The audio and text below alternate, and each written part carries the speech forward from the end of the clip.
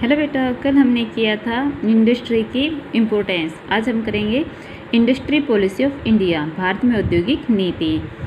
तो किसी भी देश के औद्योगिक विकास के लिए एक उचित और एक प्रगतिशील औद्योगिक नीति का होना जरूरी है। भाई, बिना प्लानिंग के, बिना पॉलिसी के हम कुछ भी नहीं कर सकते। पहले प्लान करेंगे, प्रिपरेशन करेंगे, उसके बाद उसको करेंगे। ठीक है, उस काम को करेंगे तो ही हमारा कोई भी काम सही तरीके से हो पाएगा। तो इसमें पहले कह रखा है कि जो हमारी पॉलिसी बनी थी वो बनी थी 1948 में, पहले, दूसरी 56 में, तीसरी 80 में और चौथी 91 में। ठीक है, तो पहले बता रखी है कि 1948 की औद्योगिक नीति की विशेषताएं। क्या क्या विशेषताएं हैं? पहला है उद्योगों का वर्गीकरण। तो बड़े पैमाने के उद्योग 4 वर्गों में बांटे गए जो हमारे बड़े थे। क्लासिफिकेशन ऑफ इंडस्ट्रीज में क्या है हमारे पास? पहला है पब्लिक सेक्टर, सार्वजनिक क्षेत्र। तो पहले वर्ग में वो उद्योग शामिल किए गए जिन पर राज्य का पूर्ण अधिकार स्वीकार किया गया। इसमें अस्त्र शस्त्र, अणुशक्ति, रेलवे परिवहन आदि उद्योग शामिल हैं। संकटकालीन स्थिति में राज्य किसी भी ऐसे उद्योग को अपने अधिकार में ले सकता है जो देश की प्रतिरक्षा के लिए विशेष महत्व रखता है। दूसरा है सार्वजनिक तथा निजी क्षेत्र। दूसरे वर्ग में 6 मुख्य आधारभूत उद्योग शामिल किए गए, जैसे कोयला, लोहा इस्पात, वायुयान निर्माण, समुद्री जहाज निर्माण, खनिज तेल, टेलीफोन तार एवं बेतार के कलपुर्जे बनाने के उद्योग। इन उद्योगों में नई इकाइयां लगाने का अधिकार सरकार को दिया गया और पहले से लगी इकाइयों का प्रबंध विस्तार 10 वर्षों तक निजी क्षेत्र को सौंपा गया। अगला है नियंत्रित निजी क्षेत्र। तो पहला है सार्वजनिक क्षेत्र, जिसमें हमारे पास क्या है? अस्त्र शस्त्र, अणुशक्ति और रेलवे। दूसरा है पब्लिक कम प्राइवेट, यानी कि निजी और सार्वजनिक दोनों। उसमें दिया गया कोयला, लोहा इस्पात, वायुयान निर्माण, समुद्री जहाज निर्माण, खनिज तेल, टेलीफोन और तार बेतार कलपुर्जे वगैरह ये। तीसरा है नियंत्रित निजी क्षेत्र। तो तीसरे वर्ग में 18 उद्योग रखे गए। कौन कौन से? ट्रैक्टर, मोटर गाड़ियाँ, भारी मशीनरी औजार, भारी रसायन, बिजली, सूती वस्त्र, सीमेंट, चीनी, कागज, समुद्री परिवहन, खनिज आदि। इन उद्योगों को निजी क्षेत्र में ही रखा गया, परंतु केंद्रीय सरकार, सेंट्रल गवर्नमेंट और राज्य सरकारों के परामर्श से इनमें सामान्य नियंत्रण रखती है। ठीक है, कौन रखती है? केंद्रीय सरकार रखती है, राज्य सरकारों की सलाह से, परमिशन से। अगला है निजी तथा सहकारी क्षेत्र।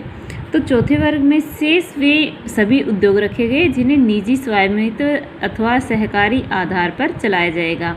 यह भी निश्चित किया गया कि अगर कोई उद्योग संतोषजनक कार्य नहीं करता है तो उसके कार्य में सरकार को हस्तक्षेप करने का अधिकार होगा।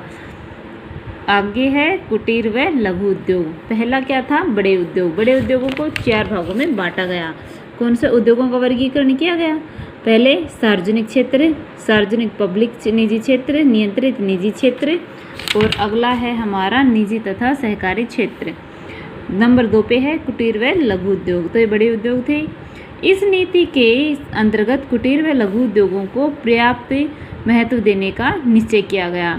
स्थानीय साधनों के प्रयोग, उपभोक्ता वस्तुओं के उत्पादन में कार्यकुशलता प्राप्त करने व अधिक रोजगार उत्पन्न करने के लिए उन उद्योगों के तीव्र विकास पर बहुत जोर दिया गया। तो ये तो थी विशेषता किसकी? 1948 की औद्योगिक नीति की। अगली है 1956 की औद्योगिक नीति। तो सबसे पहले इसकी विशेषताएं देख लेते हैं। इसमें भी है उद्योगों का वर्गीकरण। तो पहला वही है पब्लिक सेक्टर। तो पहले वर्ग में 17 उद्योगों को शामिल किया गया। जो पब्लिक कम प्राइवेट थे उनको भी इसमें शामिल कर लिया गया। देखिए, पहले तो 3 ही थे, अब इसमें देखो किस किस को कर लिया है।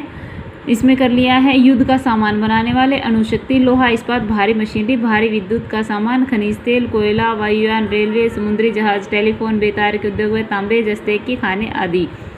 निजी तथा सार्वजनिक। अब इसमें पब्लिक कम प्राइवेट स्कूल, प्राइवेट जो सेक्टर उसमें क्या किया गया है? इसमें किया गया है एल्युमिनियम, मशीनरी औजार, आवश्यक दवाइयाँ, रासायनिक खादें, सड़क के परिवहन, समुद्री परिवहन, खनिज मशीनें आदि के उद्योग शामिल किए गए। और प्राइवेट सेक्टर में क्या किया गया? जो बच गए वो, तो जिनको दोनों सेक्टर में शामिल नहीं किया गया उनको तीसरे सेक्टर में डाल दिया गया। ठीक है, तो ये था भैया आपका 56 की औद्योगिक नीति की विशेषताएं। आगे है, ये तो पहला पार्ट हो गया उद्योगों का वर्गीकरण तीनों में, ठीक है। अब है दूसरा, निजी क्षेत्र के साथ उचित व्यवहार।